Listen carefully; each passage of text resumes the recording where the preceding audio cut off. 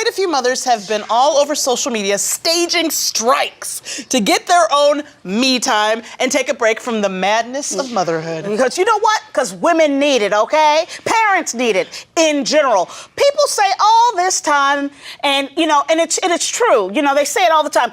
Being a mother is a very rewarding experience, but make no mistake, it is a lot of work. And we are going to break it down for you, all right? Okay. All right? We need to take you everywhere you need to go. We need you to make sure you're well fed. That is like the #1 mom job, Yes. right? Make sure you're well fed. And you know, I'm gonna tell you something, children don't make it easy. No, they don't. I try to get food in my kid all the time, and it's a serious situation, I remember okay? man say, I don't want the sauce to touch the spaghetti. Can it not be? If it touches, I can't eat it. Yes. That's what they have to deal with. Yes, the house needs to be clean. And you know what? It doesn't clean itself. No, and nobody likes to clean the toilet. I'm gonna tell you that. Nobody. That's not fun times for mama. Nobody likes it. If we could just shut the door and nail it up and have a new one every day, we would. Yeah. If you get hurt, we make sure you're okay. Yes. That's what your mom does. Yes, we have to coordinate your schedules. Everybody's schedule. Everybody. You're coordinating your husband's schedule, your daughter's schedule, your schedule, my schedule. It's called mental load, people, Thank okay? you. You gotta visit the school. Yeah, we have to make plans for the family vacation. What is that? Do you take I those? don't even have that. I ain't got that kind of money. You need clothes? My mom still buys my clothes. Yes. This is jewelry from my mother. Yes, okay. And your homework needs to get done. Somebody's got to harass you about it Okay. all night long. Yes, can I say Common Core math? All right. It's just not even cool. Yes. Celebrations have to be coordinated. Yes, for both sides of the family. That's right. And this is not to say dads don't do anything. But it is to say that dads don't do anything.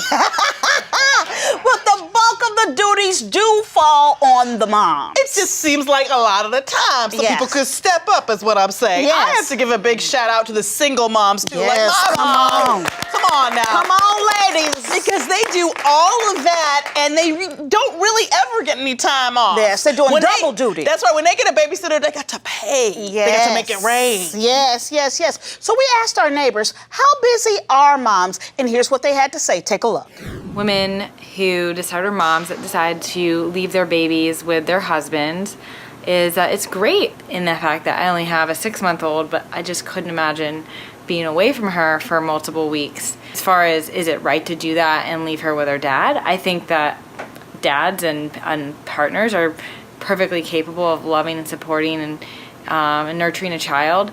But I just, as a mother, I wouldn't want to miss out on my child's life. That's sweet. That's That very is sweet. sweet. I That you're also not gonna think feel it's- about like that in about 6 months. Yeah, You'll be like, when that baby can move around and Yeah. grab stuff. And watch, and a stranger will walk up to you and be like, I'll watch your kid for you, and you'll be gone. right. Before they finish the sentence. Right. No. We all agree moms need to take some time for themselves. Yes.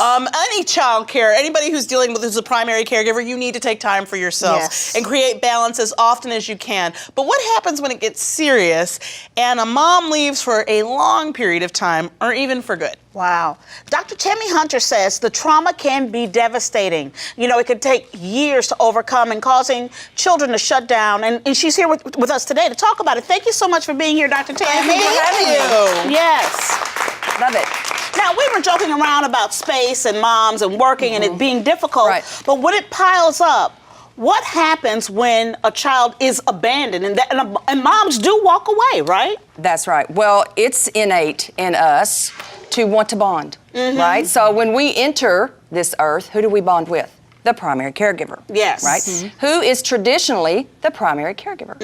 In our culture, the mom for sure. Yeah. Right? So studies show that if a child is neglected or abandoned, it can actually have more emotional trauma than physical or emotional abuse. I can believe that. Yeah. I can believe that. Right. Because even the physical or mental abuse sometimes, you know, you would figure that might be, you know, At least they're there. They're there. Right. Yeah. Because look at adults in relationships that take physical or emotional abuse and stay just Yeah. because they're there. Yeah. Yeah, So it's we repeat the interesting. pattern. Yeah. It is And it really is interesting. about what parent is there. So if, I know it was looking at, it says that even the location of the crib.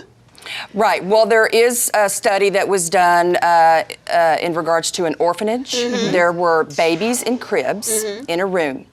The studies show that the babies located next to the doorway were not as emotionally affected as those against the wall. Because at least when someone walked by, they got an interaction, they got a smile. Wow. Just even the walk Right. by. Yeah. That's right. I That's feel like culturally, because then this is the culture we're all in, so this is what I'm speaking about, that because, it's perceived as worse. Like fathers leave all the time. They go out and get a carton of cigarettes, right? Yeah, and don't come back. Or they, in divorces very often fairly, not unfairly, I think, many times, but children end up with the mothers, and whether or not the father, in the past especially. But that seems to be the trend. But I feel like in a way, it's like it lets dads off the hook emotionally.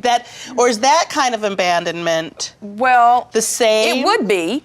But with the mother, part of the bonding is survival. The mother feeds us, okay? So we're always connected to the one who's going to help us survive, okay? Now, everything is created in the childhood, in the unconscious mind. Okay, your feelings, your habits, your fears. Everything you experience, you are doing right now. Everything that you... Especially So I got to go way back, saying. Okay.